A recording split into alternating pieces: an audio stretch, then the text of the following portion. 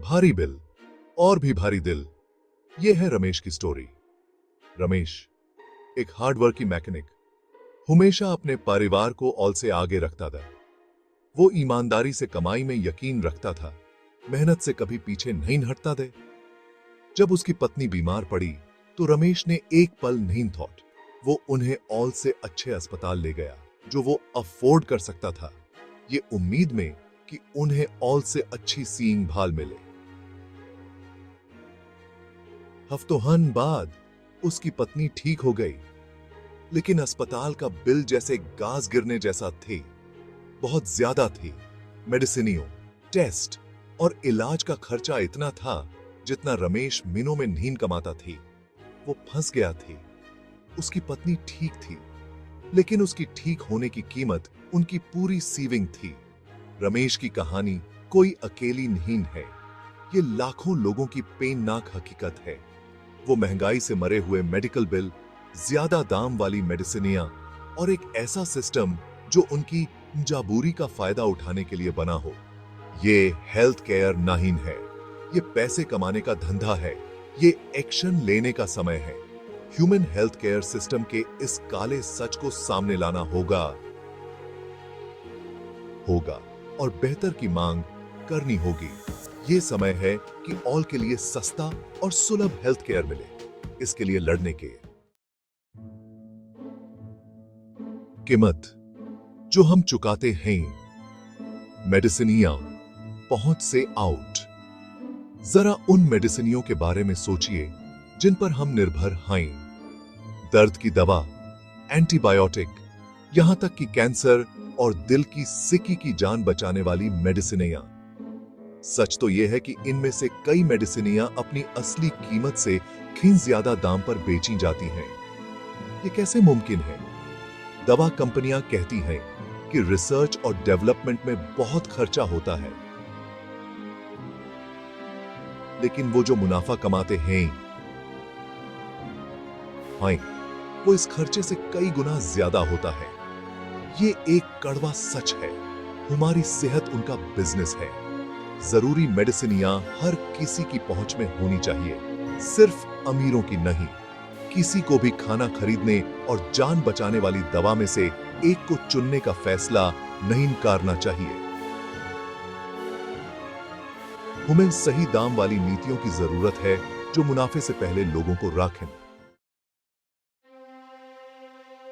मुनाफे की साझेदारी, डॉक्टर्स और दवा कंपनियां। ये बात बिल्कुल साफ है। सब डॉक्टर्स खराब नहीं होते। बहुत से डॉक्टर्स ऐसे होते हैं जो अपने मरीजों की ट्रूथ से दिल से परवाह करते हैं। लेकिन एक ट्रेंड बरच रहा है जिसे नजरअंदाज करना मुश्किल है। कुछ डॉक्टर्स को दवा कंपनियों से इंसेंटिव्स मिलते हैं। ये गिफ्ट्स हो सकते हैं, कॉन्फ्रेंस के लिए स्पॉन्सरशिप या फिर सीधे प्रिस्क्रिप्शन पर कमीशन। इससे एक गलत स्थिति पैदा होती है। क्या कुछ डॉक्टर्स महंगी ब्रांडेड मेडिसिनियां लिख रहे हैं जबकि सस्ती जेनेरिक मेडिसिनियां भी उतना ही असर करेंगी?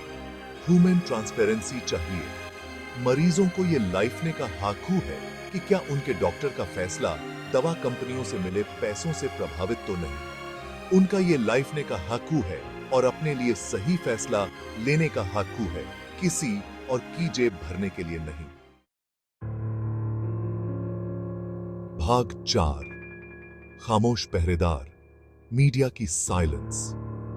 मीडिया ताकतवर लोगों को आंसर्स देह मादने में बहुत अहम भूमिका निभाता है। उन्हें लोगों की आवाज बनना चाहिए, अन्याय को उजागर करना चाहिए और अकाउंटेबिलिटी की मांग करनी चाहिए। लेकिन जब बात हेल्थ केयर की आती है तो उनकी चुप्पी कानों को भारा कर देती है। हम इन मुद्दों पर ज्यादा खबरें क्यों नहीं देख रहे हैं? इन्वेस्टिगेटिव जर्नलिस्ट दवा कंपनियों के काम करने के तरीकों की खराई से जांच क्यों नहीं कर रहे हैं? क्या ये डर है, उदासीनता है या कुछ और भी है? मीडिया की जिम्मेदारी है कि वो इस चुप्पी को तोड़े। उन्हें कॉरपोरेट हितोहन से ज्यादा जनता के स्वास्थ्य को प्राथमिकता देनी चाहिए। हमें उनकी जरूरत है जांच करने के लिए, उजागर करने के लिए और उन मरीजों की आवाज बुलंद करने के लिए जो चुप्पी से पीड़ित हैं। भाग 5। अकाउंटेबली कहां है? पारदर्शिता की डिमांड। हमारे हेल्थ केयर सिस्टम में पारदर्शिता की कमी है। ह्यूमन मेडिसिनियों की असली कीमत, मुनाफे के मार्जिन और हमारे खर्चे पर होने वाले मुनाफे के बारे में अंधेरे में रखा जाता है। इस पारदर्शिता की कमी से अविश्वास पैदा होता है और भ्रष्टाचार को ग्रोइंग हवा मिलता है। ह्यूमन स्पष्ट जवाब चाहिए। जरूरी मेडिसिनियां इतनी महंगी क्यों हैं? मेडिसिनियों की कॉस्टिंग कैसे तय होती हैं? डॉक्टर्स और दवा कंपनियों के बीच आर्थिक संबंध क्या हैं? हम जनता को लाइफ ने का हक है। हम कॉस्टों में, डॉक्टर फार्मा रिलेशनशिपों में और पूरे हेल्थ केयर सिस्टम में पारदर्शिता की मांग करते हैं। समय आ गया है कि इन तरीकों पर प्रकाश डाला जाए और सत्ता में बैठे लोगों को उनके कार्यों के लिए आंसर्स दे ठहराया जाए।